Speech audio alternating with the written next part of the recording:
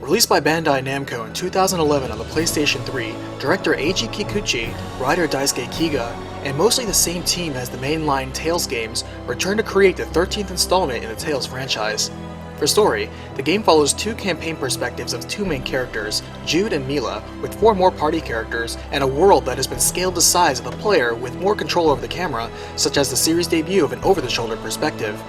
Combat-wise, 4 characters can be fielded at a time in a new dual-raid linear motion battle system, which means that while combat is still real-time in a 3D zone with a fixed axis on a single enemy, the character you control is paired with a designated partner that assists with duo-specific attacks and maneuvers. Growth-wise, each character has their own unique in-combat ability, and the traditional leveling system has been replaced with a grid system in which players purchase nodes that improve stats and unlock arts. The story only gets large from here, so let's cut it down to size with a recapitation. The game begins with a young warrior named Mila noticing that the spirits are dying and suspects a power called Spyrix to be the cause. She sets off from RECAPitation, a world where man and spirit coexist peacefully, which is headed by Maxwell, Lord of the Spirits, and chooses to visit Fenmont, a city where she senses a disturbance from. At the same time, we are introduced to a young medical student named Jude, who is practicing at a hospital in Fenmont. As his mentor leaves him in charge for the day, Jude notes the unexplained surge of patients to his hospital, and decides to investigate that, and why his mentor has gone too long at a nearby research center. When he arrives, he notes the lab is locked down suspiciously, so he decides to sneak in. As he does, he encounters Mila also sneaking into the lab. Within, they split up, and Mila confirms her suspicions about the place, and Jude senses a bigger plot afoot as he's assaulted by the soldiers inside, and must fight his way through with his fists and brawling techniques. He trails a suspicious girl in red and is horrified to discover his professor has been stuck in a lab tube and absorbed to death of his mana like many others. She's quick to attack him, and while he fends her off, Mila interrupts with her overwhelming summoning power. They team up to beat the girl in red, and Jude learns Mila is the Maxwell and Lord of Spirits, just in a younger, newer human body. Jude opts to tag along with Mila, and they later discover a Spyrix weapon the facility was developing. Mila summons the 4 great spirits to destroy the mega weapon, but the girl in red jumps in to activate the weapon, which immediately begins draining the mana of everything in the room. Suddenly, Jude hears the 4 spirits tell him to take Mila and run, and as they are absorbed within, Mila grabs a key off the cannon which collapses the floor around them. Mila finds her powers gone, and as Jude jumps in after her to save her, a mysterious man looks on. As the military closes in on their escape, Jude is shocked to learn a kill-on-sight command has been already issued for their intrusion on the lab, and they are rescued by a man from before. His exceptional strength gets them on a boat out of town, and he introduces himself as Alvin, a mercenary, dual-wielding a gun and heavy blade, who unfortunately cannot be paid for his rescue. As they land in Azul, the rival country to Rashigal where Fenmont lies, they make some money with local jobs, and Mila gets training in the sword as it turns out she's quite amateur and human without her spirits to empower her. After enjoying some of Jude's cooking, Mila asks Jude to accompany her to her home shrine in Niakera, where she hopes to resummon the 4, which Alvin privately takes interest in. Jude agrees, and Alvin tags along, and along the way, Mila explains that her mission is to take back Spyrix devices that humans are using but are not meant to have. As they encounter more Rashigal soldiers in the village of Hamil, they are aided by a little girl with an animated doll and a big man with a hammer, and though they take advantage of the window, Jude hopes they haven't endangered the village. At the waterfalls ahead, Mila is captured by a voluptuous sorceress in blue who pats Mila down thoroughly in order to find the key Mila stole. Jude and Alvin interrupt, and though the woman seems to know Alvin personally, Jude quickly takes control, assessing a situation and formulating a plan, resulting in having Alvin shoot at a nearby hidden rock that turned out to be a monster. The irritated monster swats aside the sorceress, but then turns its attention to them. As they defeat it, Mila is impressed by Jude's sharp eyes and tactical mind, and as they enter her shrine's village, they find Mila really is the true Maxwell by her worshippers in her village. Also, Jude notes the number of Maxwell worshippers is lower these days the more common spirits has become, and lore goes that it was Maxwell that created RECAPitation, as the first human to follow him, Kresnik, is now known as the Genesis Sage. Ironically, the name of the giant cannon in Fenmont was also named the Lance of Kresnik. Following her to her shrine, they help Mila prepare and perform a ceremony to resummon the Great Four, but it fails. Thinking back, they believe the cause to be the Lance of Kresnik cannon, which must have captured instead of killed the spirits. Declaring her new mission to destroy the Lance of Kresnik, Jude makes the firm choice to continue traveling with Mila, and Alvin gets paid by the village elder. As they leave the village, they are observed from a distance by a group of 4, including the large man from before, named Zhao, and the blue sorceress, Pressa, as they continue to search for the key Mila has in her possession. Passing back through Hamil, Jude saves the girl that helped them before, as she is publicly stoned. Jude introduces himself to the young girl named Elise and her animated doll named Tipo. Elise was brought here locked up by Zhao, who's chief to the village, but with Zhao gone for now, the villagers openly hate her. Jude befriends Elise and convinces Mila to bring her along with them, but the villagers don't really care that she goes. With all sea routes to Fenmont blockaded by the Rashigal military, they opt for a ship that takes them to a detour through the Deepwood en route to Sherrilton. As they battle through the local monstrous fauna, it turns out Elise is gifted with strong magic arts, which she uses to help fight alongside with. Later, they are halted by Zhao, who can command beasts, and insists they hand Elise back over to him, despite her ejection. They fight, and escape with a distraction, and make their way to Sherrilton. In town, they hear the rulers of Azul and Rashigal are both preparing for war, and it's unsettling the populace, as the last big war was 20 years ago, which coincides with the time humans lost the ability to call forth great spirits like Ifrit. In town, they do a favor for a young girl by the name of Drizel, and afterwards, she and her butler Rowan invite them all for tea as thanks. As they indulge, they see an important figure leave the mansion before them, and it turns out Drizel's the younger sister of the governor of Sherrilton, and one of the 6 ruling houses, for whom that town is named. As they prepare to leave, the governor, Lord Klein, forces their stay, but says he doesn't want to turn them in, so much so as get answers about the lab they broke into. Rashigal has been changing quickly and dramatically ever since the new ruler Noctigal acceded the throne, and he's been consolidating power close to him without explaining why or informing any of the 6 ruling houses across the land. They reveal the military has been conducting human experimentation, draining mana from people to fuel a new weapon, which actually confirms Klein's suspicions of the king and seems consistent with what he knows. He agrees to sneak them out of the city, and outside they see Alvin communicating suspiciously again by carrier pigeon, and Mila declares her new mission to assassinate the king before he constructs more weapons like the Lance of Kresnik. Rowan saves them from a group of troops that identify Jude and Mila and informs them the man they saw leaving the manor earlier was King Noctigal himself, who has personally ordered the citizens of Sherrilton be drafted into his service. Lord Klein has no desire to see his citizens sacrificed for experimentation, and so asks the group to rescue the citizens taken so far. Rowan, the seasoned spellfencer, joins them for this mission, and the group heads to Brumia Gorge next. Arriving there, they dodge past the snipers lining the gorge and discover the governor himself is one of those taken to be sacrificed. As they get closer, Mila notes the key she took in comparison to the barrier and suspects they may be constructing a replacement key after all. Gliding down on a barrier seal from Rowan, Jude uses his focus and Alvin's aiming to destroy the core power in the prison and draining the mana. Klein tells them he moved ahead to confront the king on this experimentation, and in response they captured him to be sacrificed as well. Back in Sherrilton, Klein offers to help ease their passage through Fort Gandala, as it's the most direct path back to Fenmont. Klein expresses his disgust with King Noctigal, who was fine with using people as live fuel for his ambitions on conquering Azul, and declares an intent to rebel. Though, as he asks the aid of Jude and his friends, a sniper takes him out with a solid hit, and the governor falls instantly. The subjugation of Sherrilton only began there, as Rashigal troops now begin to storm the streets and assume control. While out on a shopping trip, Mila and Elise are overwhelmed in their resistance, and Drizel is arrested on charges of her house conspiring against the throne. Within the manor, Jude cannot reverse Klein's mortal wound, but the governor gives one final order for his butler, to support Jude in saving this country, and dies. The 3 guys rush to the rescue of Drizel and the ladies, but are stalled as the military gets away with them all. All of this confirms the king's seizure of all of Rashigal before moving against Azul, and this assassination was just one plot of many. They move to infiltrate the fortress, which was their original move anyway, and upon arrival, their agent on the inside planted by Klein earlier lets them in, and informs them the security at work there. Rowan deduces it would therefore be faster to seize the control room and disable all security, and they hurry to do so. At the same time, the 3 girls are brought to Fort Gandala, and Mila is questioned by Deputy Chief of Staff Gilland, where the key she stole is hidden. An innocent civilian of Sherrilton is violently killed right in front of her to pressure her, but Mila boldly calls them all out on their bluff. Gilland is called away to another task, and Mila reverses their situation by taking a guard hostage and getting the rest to back down. Unfortunately, Elise believes she cannot fight without Tipo, so Mila has to do all the fighting as she escorts them all to the control room to remove the explosive shackles binding them.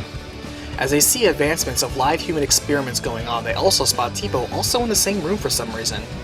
Mila breaks through and encourages Elise to bravely take the initiative and get back Tipo on her own. However, King Noctigal himself makes an appearance, and though Mila literally takes a stab at him, he knocks her aside effortlessly before Jude's group reunites with them. Rowan saves Mila, and even the king is shocked to see him, who was once the historically infamous Ilbert Rowan, aka the Conductor, master tactician and former chief of staff for Rashigal's army, and the second strongest person in the army for his entire career. The king withdraws, though Mila is quick on his heels before the doors close after her. The king confirms his desire to seize this booster technology and use it for Rashigal before Azul mass produces it. Mila confronts him and ignores her explosive anklet as she proceeds to strike against the king, but the explosion catches her before she can deliver a fatal strike. The king escapes as Jude and the group come in at this time, tending to Mila immediately and beating an escape on their own back to Sherrilton. Back in the manor, Jude and the resident doctor nurse Mila back to health, though Alvin takes his time to take his leave of the party and their mission of regicide. Mila wakes up and discovers she has no feeling or use of her legs. However, she is still firm to continue her mission, much to Jude's chagrin. However, the next day he reconsiders and tells her his father once healed a man who lost use of his legs, and they could visit his hometown of Laurent to discover how. With Rowan staying behind to attend to Drizel and Elise being left in the care of them, Jude and Mila move to take a boat to Laurent. Along the way, Mila gives Jude a necklace trinket to express her gratitude, and even after a mishap with their horse, Jude carries Mila all the way to the port on his back. Before departing, they are met by Mila's shrine handmaid, Ivor, who is upset at Jude for allowing Mila to get so injured, but Mila sends him away with the Lance of Kresnik's original key for safekeeping. After arriving in Lorraine, they now meet Jude's childhood friend Leia, who is also a nurse and rushes her to Jude's parents. His father is stern and skeptical of Mila's relationship to Jude, but glad her influence has made it bolder, in light of Jude fiercely fighting on Mila's behalf. He explains there is a procedure that might work, but it's slow, excruciatingly painful, and they don't have the material spirits needed to perform it. Jude finds the device for the procedure, but it's missing the activating stone, a spirit fossil. Leia knows where they can find a necessary fossil in the nearby Felghana mines, and along the way, Mila explains the spirit fossils are literally that, the stone remains of a spirit after it has lost all its mana or died. Defeating a monster harboring the fossil, Leia assists Jude with her bow staff combat skills, and together they manage to gain a chunk of the needed fossil.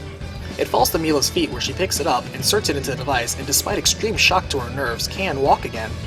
After defeating the monster together, they return to Laurent where after 3 weeks of physical therapy, Mila recovers rapidly.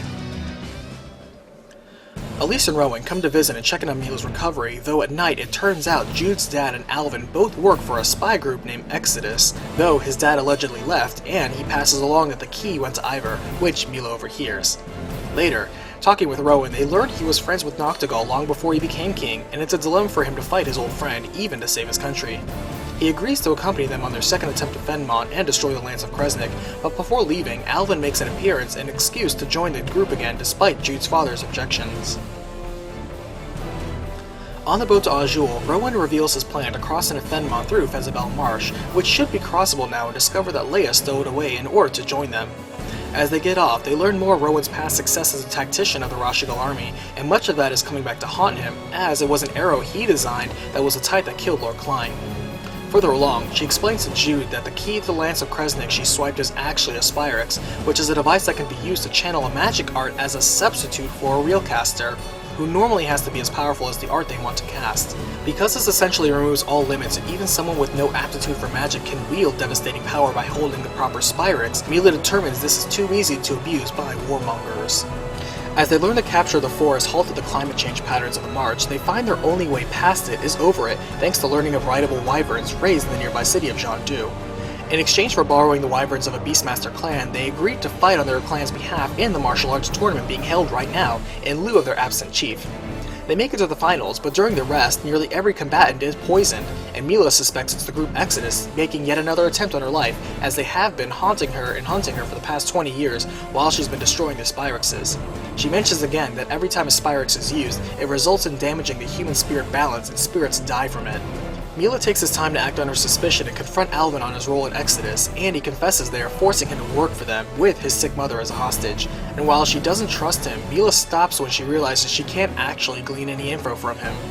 Later, his involvement with Exodus is revealed, though Jude is more willing to believe Alvin's story. He also lets them know there are agents in the stands planning to kill Mila during the finals, and Mila says she'll take the bait, but have the group take out the agents hiding in the stands. Suddenly, Mila's combatant comes out with a lightning cannon Spyrix, and the Exodus agents come out, but with the objective of snatching Tipo from Elise. Alvin swears he didn't know of his turnabout, and after they defeat the agents in the arena and win the finals, they chase Tipo's captors into the nearby hunting grounds. They catch up to Alvin and Elise and find the agents rip something out of Tipo, rendering it a basic toy doll again. The agents have long since fled, and later along they run into Zhao and learn there was a lab here that was where Elise was raised in. Alvin was once a spy that snuck into this lab long ago to learn about the mana-boosting gadgets Jude was developing there, and Elise's Tipo was actually one of the more advanced ones. In fact, Tipo was actually just a machine that verbalized its user's thoughts, so it was never a real identity. Elise's parents were actually murdered by bandits when she was little, she was sold to this lab by a human trafficker, and despite her treatment, Zhao actually wishes the best for Elise's sake. As Elise is in shock and withdrawn from all of this at once, they find the wyverns they earned really require royal authority be flown because of the pre-war tension. Meanwhile, Alvin visits his sick mother, who really is dying and suffering from mental illness. Afterwards, they decide to visit the King of Azul to not only get permission to fly, but also ask about his use of Spyrexes and boosters. As they make it to the capital, they not only gain permission easily, but also the king is strangely eager to meet Jude and Mila personally. Zhao comes out and reveals himself to the group as part of the Chimeriad, an elite four in personal service to the king. As the king enters and takes a seat, the king's right-hand man, Wingle, greets Rowan by his former title. King Gaius of Azul welcomes all and demands the Spyrex key to the Lance of Kresnik, which Mila refuses but Alvin concedes. At this time, Pressa comes in and informs everyone that Rashigal has already begun its invasion, starting with the town of Hamil, and anyone not killed was captured and sent into Rashigal. As it also seems the Lance of Kresnik is fully operational, Wingle states they no longer have any need for the group, and King Gaius of Azul declares war in turn on King Noctigal of Rashigal. Strangely, the palace guards move to capture the group, especially Mila and Elise, whom they consider a unique and valuable test subject, but they choose to escape, and Alvin calmly stays behind. Pressa and Wingle attempt to cut off their escape, but the party prevails, retrieve their wyverns, and Alvin comes back to a skeptical party after throwing the pursuers off their trail. They press him and it reveals he alternates between being a double and triple agent, but assures them he's on their side for vague reasons. As they fly towards Fenmont, capital of Rashigal, they are attacked by an aerial predator that forces them to crash down in Sherrilton. While their wyverns heal, Rowan seeks the resolve to fight his old friend Noctigal. Leia seriously questions Jude what he'll do once they complete their long journey to destroy the Lance, and the group is split on their attitude towards Alvin. Making their way to the lab in Fenmont, they learn not only that the Lance has been moved elsewhere, but also the psychotic girl in red from earlier is actually an heiress of one of the 6 ruling houses, and is fighting for Azul as Agria of the Chimeriad. Despite them both seeking the Lance's destruction, she attacks them, though the group beats her and learns the weapon has been moved to the royal palace. Confronting the king, Noctigal taps into the mana of the Lance for power, and the group sees the time has come to overthrow this power-hungry and unchecked despot. However, as they beat him and Rowan forces him to face his crimes with a level head, a sneak attack suddenly impales and executes a vulnerable Noctigal on his throne. Next, they find the Lance of Kresnik itself has already been taken once again, and suspect Deputy Chief of Staff Gillen behind this. As they leave, King Gaius has already marched his army onto Rashigal's border. As Rowan decides to resume his role as Chief of Staff of the Rashigal army, he has not lost his tactical edge over the years as he assesses the situation and deduces where Gillen is planning to take and use the Lance of Kresnik. Along the way, they clash with 3 of the 4 Chimeriad, and beating them, they encounter King Gaius himself. After the exchange of wills, only one side can proceed to the Lance and determine its fate, and so they clash and edge out a win against the formidable king. However, Alvin had previously contacted a tricked Ivor, who now comes in with the key to activate the Lance, fooled into thinking it will restore the Great Four. It fires into the sky and seems to pierce an unexpected barrier there, where beyond there was an entire airborne fleet of unknown origin ready and waiting, which descends while firing down on both armies. Mila realizes the Lance was never a weapon, and at the same time a mysterious figure descends with the ships. Gillen comes out and reveals it was he who attacked Hamil, prompting the war, and he who assassinated the king, with the aid of his own icy great spirit Celsius, whom Mila has never heard of before. He reveals he is of Exodus, past usage of Spyrex to Noctigal in the first place, and is in league with this third army. Gillen betrays Alvin, Gaius knocks Mila out to force her to fall back, and the Chimeriad and group both retaliate as they retreat. As Zhao rescues Elise, he confesses he was the one who killed her parents, and he volunteers to sacrifice himself to hold off the army as both groups beat and escape. The ships overhead blow the group away, and as Mila dreams, her subconscious tells her to preserve the schism as it's the only thing between the world and Spyrex. When she wakes up and joins with Leia and Rowan, she feels fearful and wonders why she is suddenly feeling emotional like a human. Meanwhile, Jude wakes up and is immediately greeted by a spirit named Muse, saying she was sent here on Maxwell's order, though requests Jude to tether with her and give her mana so she can regain her strength. Muse is overly agreeable to whatever Jude does or says, and soon he reunites with Alvin and Elise. As they eventually meet up with the group, Muse introduces herself to Mila as her older sister, and insists Mila's strong feelings for Jude summoned her to him, though Mila is very skeptical of that. Alvin has a sudden conviction to kill Gilland as he receives word of his mother's death, and as they meet with Gaius, Mila explains further that 2,000 years ago she cast the spirit art schism for the intent of splitting the world in two, and creating a new world from that split, which is the current world, RECAPitation. It was sealed to protect the spirits and humans within from the original world it split from, Olympus. Exodus convinced Noctigal to build the Lance of Kresnik under the pretense of it being a weapon, when it was truly for dispelling the schism. Alvin then reveals the reason behind this is also the purpose of Exodus, which is a group of those who felt trapped here for the past 20 years and wanted to return home to Olympus. However, Gilland was taking it further with another plan called the Otherworld Reactor Plan, which involves capturing spirits and using them as fuel for Spyrexes. With that, he intends to keep mana-producing humans and spirits trapped in RECAPitation and consume them all for fuel for Olympus' benefit. With their new target being Gilland, who is over in Exodus HQ in the ocean, they think to steal one of the flying ships docked at Cambalar, and while the two groups split, there is something of an uneasy truce between them. Gaius and his group form a distraction in Cambalar while the party steal wyverns to get on board the ship. On board, they fight their way to the bridge and succeed in taking it over for themselves. As they unite their forces and prepare to battle Exodus, Muse reminds Mila that if Maxwell falls, so too does the schism, so Mila needs to be careful. With the troops of Rashigal and Azul now working together, they storm the HQ of Exodus, with Muse showcasing a surprising and overwhelming amount of power by herself. Within, Alvin explains more about Olympian society, revealing that the people there rely and built a civilization around Spyrex precisely because they cannot produce mana over there, and thus cannot use magic arts, and so develop technology instead.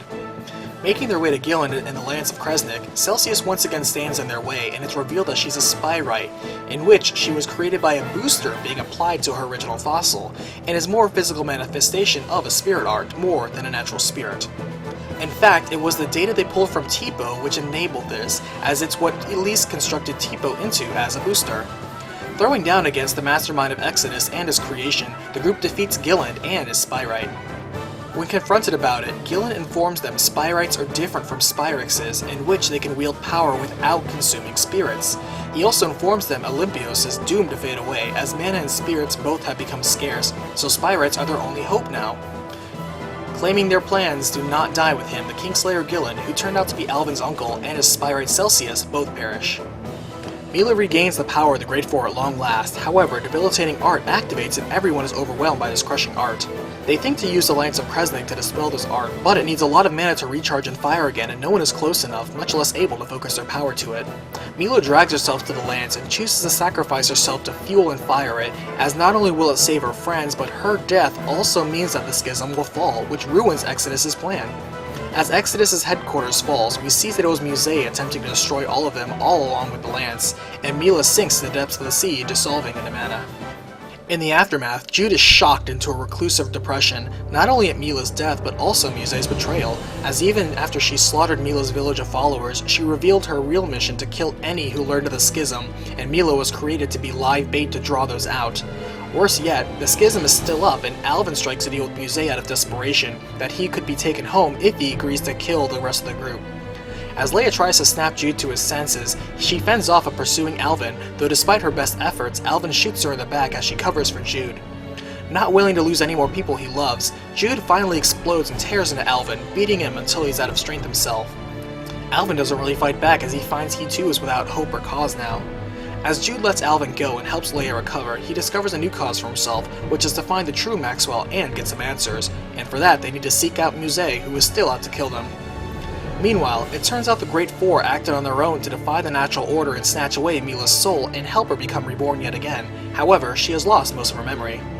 They explain that they tried to save her soul before it was to be purified and reincarnated in hopes of her coming back to life with her old memories. However, as Muse talks to them, she reminds them that their duty is to reincarnate into their next forms as well, and reveals her mission to Mila as well, including the fact that the Great Four were under Maxwell's orders to make her believe she was the real Maxwell, and she had some other grand mission.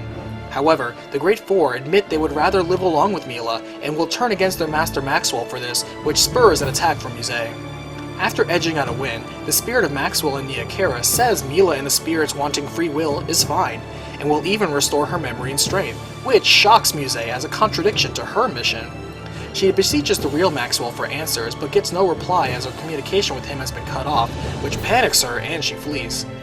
As Mila's memory is restored though, the Great Four are suddenly summoned by Maxwell himself. Meanwhile, Rowan and Elise reunite with Jude and Leia, also on the run from Muse, and for now they return to Fenmont, where Gaius is actually still holding off Muse. They join Gaius in his mission to retrieve the lance from the bottom of the sea, and as they talk, they figure Maxwell must be in the spirit realm, and a path to that world may reside in Mila's village of spirits near Kara. Gaius is impressed by Jude's strength and wants him in his service, but Wingle interrupts. As the salvage is a success, Muse indeed comes out to attack them, and while the party beats her, Gaius chases after her to finish her off. Wingle takes his time to try to eliminate Jude, whom he sees as a threat, but they break past and continue to Neokara themselves. They see Gaius chasing down a lost and confused Muse, and even though Alvin, Agria, and Pressa try to stop their pursuit, Alvin finds himself unwilling to fight the party, and after beating them, the cliffside gives way and the two ladies of the Chimeriad fall to their death. As Jude offers to help Alvin find some acceptance and direction despite all that he's done, Leia admits that his compassion is part of why she loves Jude, even if his heart is always playing the martyr. As they enter the portal to the spirit realm, behind them, Muse has been driven mad due to a lack of contact from Maxwell, leaving her desperate to follow anyone's orders and unable to think for herself. Meanwhile, as the group meets the true Lord of Spirits, Maxwell, they announce their intention to destroy the schism and reunite both worlds, which upsets him immensely. He accuses them of leading Mila astray and causing her death, and condemns them for trying to ruin RECAPitation, which was a safe haven for mana-producing humans and spirits from the nihilistic Spyrexes. He explains he did once try his best to convince the humans of Olympios that Spyrex was their doom, but they ignored him, and now he believes letting them starve to death by themselves is the only solution to save those that want to live in harmony in RECAPitation. Since the split, Olympios has been trying to invade RECAPitation or kill him so the schism will drop, and so he made Muse for the task of killing all intruders, and Mila as bait to lure the ones in hiding, mainly Exodus, out into the open. The party objects, but Maxwell will hear none of it, and they clash, with Maxwell utilizing his strongest arts. Suddenly, seeing Jude stand his ground amidst Maxwell's onslaught, Mila snaps to herself and regains her consciousness and will once more, smashing through the spirit realm and assisting Jude to send Maxwell flying. As they cannot believe their eyes, the resurrected Mila surprisingly seems less stoic and more emotionally aware than before. The Great Four heal the party and choose to take Mila's side over Maxwell and confront the real Maxwell on their wish to express their free will. Finally conceding, Maxwell agrees to dispel the schism and release the mana sustaining it back into the world, which should help both sides for a few more years with their mana drought. However, Gaius steps in and says that if Maxwell is stepping down from the throne as god, then he intends to take it and rule absolutely. As his trump card, he brings in Muse now in his service after being no longer needed by Maxwell, who bears the Lance of Kresnik and still intends to carry out her mission to protect the schism. She flings Maxwell into the lance, trapping Maxwell against it, and produces a weapon that is her true power, a blade that can slice through time and space. With it, Gaius opens a portal to fling the party back into RECAPitation, but Maxwell opens his own portal to send them elsewhere.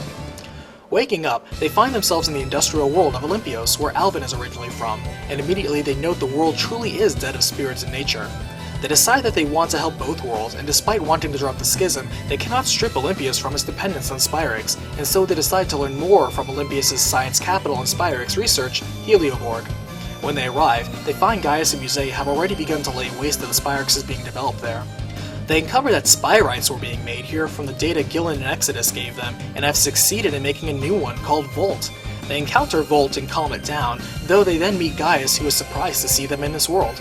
He says he did indeed try to tether with this Spyrite, but found it too strong for human control and left it to go wild. He considered using Spyrites like the solution Gillen proposed, but deemed it not viable, so he continues his quest to strip all Spyrexes from the world and stop Olympios from leeching off RECAPitation. Jude challenges that, after seeing this world's livelihood depends on Spyrex, and to remove that inflicts immeasurable damage, but Gaius dismisses the objection as it comes with no solution, and leaves. Together, they direct tether with Volt to accomplish together what Gaius couldn't do alone, and later learn that this facility was developing the next generation of Spyrites, which are smaller and more stable without being harmful to users or spirits. Given the abundance of lesser spirit fossils at Olympios due to their overusage of Spyrex, they found they can make lesser Spyrites by putting some mana back into the fossils via a booster. In short, natural mana from humans can turn fossils back into spirits, and artificial mana from a booster can turn the same fossil into a Spyrite instead, likewise able to be used by any human with no skill like a Spyrex, but with no cost of a spirit's life. In a large way, this is all thanks to Elise and Tipo when they were experimental subjects. However, despite this win-win solution, Jude somehow feels Gaius is still beyond convincing. In addition, they learned that 20 years ago, it was an energy distortion that was detected on this side that prompted research that had Gillen and his ship and crew widen the distortion and get sucked to the other side, wherein they actually communicated back, built the lance to go back home, and claimed to find a solution to the energy crisis in Olympios. Preparing for a final battle with Gaius and Muse, they tie up some loose ends. Alvin resolves the true culprit behind his mother's death. Jude learns his father was originally from Olympios, hence why he had modified medical spyrix on hand, which is the device Mila used to walk again, though it was converted to use the user's mana instead of kill spirits. Elise finds her origins and lets go of the loss of her parents. Rowan succeeds in overtaking Fort Gandala and restoring order and peace back to Giselle as the new governor of Sherrilton, and finds his long-lost fiancée he once thought lost to the only battle he didn't win, though that reunion is bittersweet as truly all is fair in love and war. Leia decides to follow her heart, try her best, and fight for Jude and his happiness. Jude meanwhile realizes they must fight Gaius and Muse, and in order to drop the schism, must also remove the original Maxwell. However, this means Mila must assume the role as the new Lord of Spirits and so cannot stay with him, which vexes him. Mila, of course, urges him to join her in creating a world where spirits and humans can live together. Surprisingly, Gaius shows up and offers them one last chance to walk away and end things peacefully, but Mila and Jude stand firm, and it turns out the group agrees unanimously on this. Leaping through the portal to the dimensional crossroads where their final foes await, they are first met by the last of the Chimeriad, Wingle. As the tactician for the Azul army powers up the booster implanted in his head, he clashes with Rowan and the party, but is defeated once and for all, though succeeds in collapsing the ground around them to split up the party as he falls. Making it next to the temporal crossroads, they find Muse and Gaius there, with Maxwell, and Gaius powers himself up as he prepares to receive Jude and Mila in their contest of wills. During the clash, their friends start catching up one by one, starting with Leia, Jude's childhood best friend with a not-so-secret crush on him, making an explosive entrance, and then Alvin, the displaced youth growing up to be a mercenary belonging to nowhere and anywhere at once, storming in with his own mystic art. Next, Elise, the revolutionary test subject with a love for her friends and the progenitor for the spy rights. And finally Rowan, the retired legendary tactician with experience in both the glory and horrors of war, who all lend their aid at once to combat and overwhelm the Conqueror King and the forsaken spirit of destruction named Muse. As the game concludes, Mila finally completes her long mission by destroying the Lance of Kresnik and extends a hand of peace to Gaius and Muse. She announces her decision to everyone to assume the role as the true Maxwell, and their reactions are mixed between acceptance and shock. Immediately, Maxwell relinquishes living as he returns the mana, and with that the schism drops and the two worlds are finally allowed to coexist with the boost of mana returned to them. Jude stands close to Mila, who, despite being the true Lord of Spirits now, is now more human than ever. As the game ends, everyone has parted ways and returned to their own lives. Alvin starts a business on implementing ways to connect Rize Maxia and Olympios. Leia has become more independent, dropped nursing, working at her family's inn, and has not lost her dream of starting a loving family. Elise has grown more confident enough to put away Tipo, and now lives with Giselle and Rowan in Sherrilton, where she now goes to school and has learned to socialize and make friends on her own. Rowan himself has resumed his role as a military leader, working alongside King Gaius to stabilize both worlds and instruct the next generation. Jude has returned to Fenmont, where he has become a leading doctor and researcher on spy rights as a solution. Finally, Mila continues her work around the world, this time to resurrect all of the lesser spirits, as she works hard on this new path she has chosen, leading up to the game's sequel, Tales of Xillia 2. Tales of Xillia has enjoyed the success of selling over 1.1 million copies worldwide.